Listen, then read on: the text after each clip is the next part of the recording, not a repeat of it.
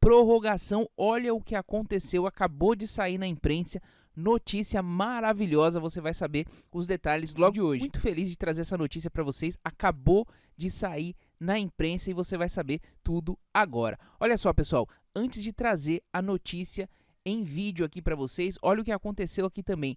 Secretários de 18 estados pedem ao Congresso a prorrogação do auxílio emergencial. Mas, Fernando, o que é que mudou agora? Se vocês estão acompanhando, São Paulo, como grande centro do Brasil, já pediu o lockdown a partir de segunda-feira. A desculpa de Bolsonaro para não prorrogar o auxílio emergencial era justamente que as coisas estavam funcionando normalmente e agora os estados começaram a decretar o lockdown porque a situação está sem controle. Olha só o que diz a matéria. Secretários da Fazenda de 18 estados brasileiros enviaram uma carta ao Congresso Nacional na noite desta sexta-feira, dia 22, em que defendem a prorrogação do pagamento do auxílio emergencial no Brasil.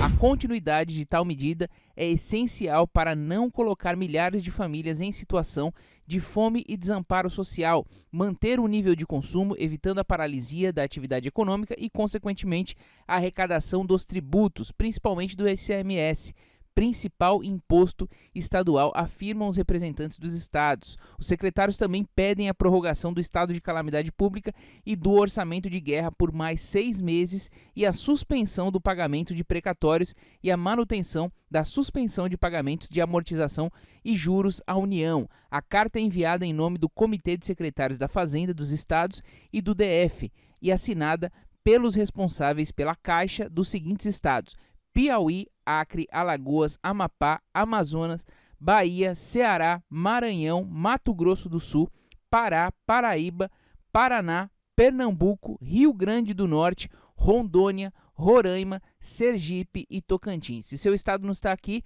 aproveite para cobrar o seu governador. Mas calma aí que o melhor está por vir. Fique até o final desse vídeo. Para os secretários, a pandemia não chegou ao fim, óbvio, né? E a perspectiva, ainda diante de uma vacinação satisfatória, justificam a prorrogação desses gastos. Abre aspas, lamentavelmente, ao contrário do que esperávamos, a pandemia ainda não chegou ao fim. Ainda não está definido o calendário nacional de vacinação do país e os dados de evolução de mortes da taxa de contágio estão em níveis alarmantes, escrevem eles. Os secretários também defendem o distanciamento social.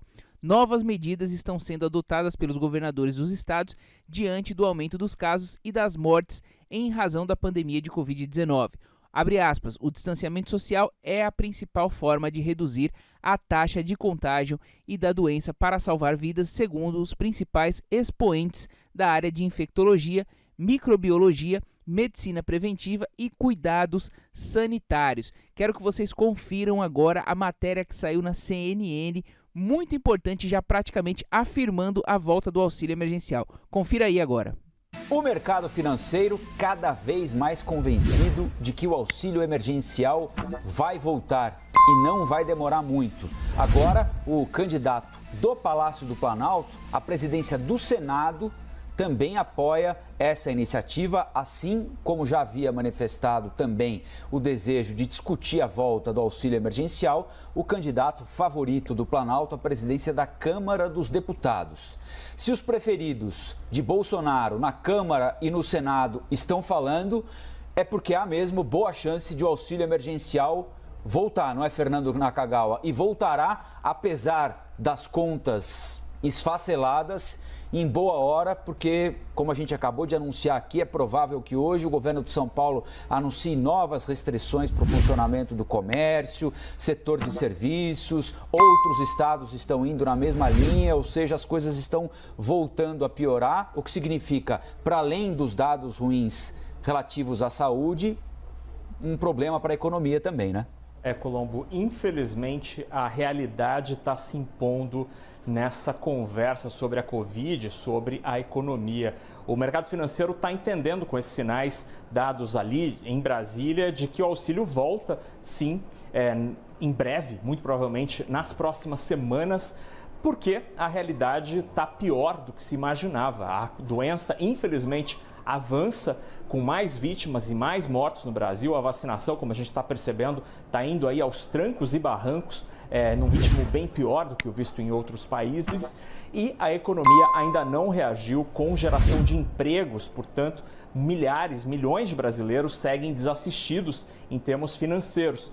Por isso, juntando tudo isso, com essas declarações de Rodrigo Pacheco, candidato apoiado pelo Palácio Planalto à presidência do Senado, e também de Arthur Lira, candidato à presidência da Câmara, indicações de que eles apoiam a volta do auxílio emergencial, o mundo econômico já dá praticamente como certo de que o auxílio voltará, até por causa da necessidade. Agora, é importante entender como é que a gente vai pagar essa conta. Será que o governo está disposto a fazer cortes?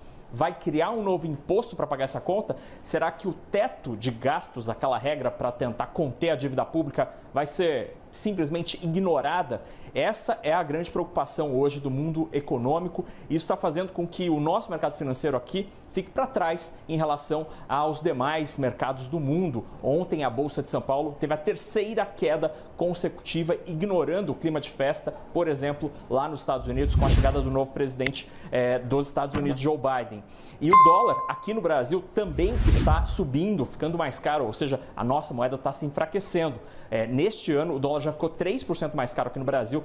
O real é a pior moeda entre as mais de 40 que são acompanhadas pela Reuters em 2021, ano que não tem nem um mês, infelizmente. Então, esse quadro todo está preocupando muita gente. É o principal destaque hoje, Colombo, do podcast Abertura de Mercado, que eu gravo todo dia, bem cedinho, aqui na CNN. A gente também fala no episódio de hoje sobre o Banco Central, que fez um alerta de que o Pix, que está sendo usado aí por muita gente para relacionamentos e tal, não é uma rede social e é perigoso ficar dando seu CPF nas redes sociais, porque podem usar o seu CPF para uma coisa que você não quer. Então eu explico tudo isso lá no episódio do Abertura de Mercado. Mas é cada uma. Eu fico imaginando, né, o sujeito chegar, abordar alguém, né, ou a mulher chegar para uma paquera e pedir, qual o seu Pix, né? Você tem... Me vê seu CPF.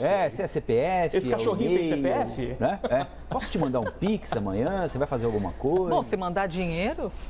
Não, geralmente vem só a mensagem mesmo. Né? Ou 1 centavo, Elise. Não, 1 centavo, por enquanto não poderemos fazer muita coisa. Muito bem, valeu, Naka. O Naka volta daqui a pouquinho com mais de economia, negócios e notícias também no campo amoroso, de relacionamentos também, né? Exatamente. É o famoso Em Nome do Amor dos anos 90, né? Valeu, Naka.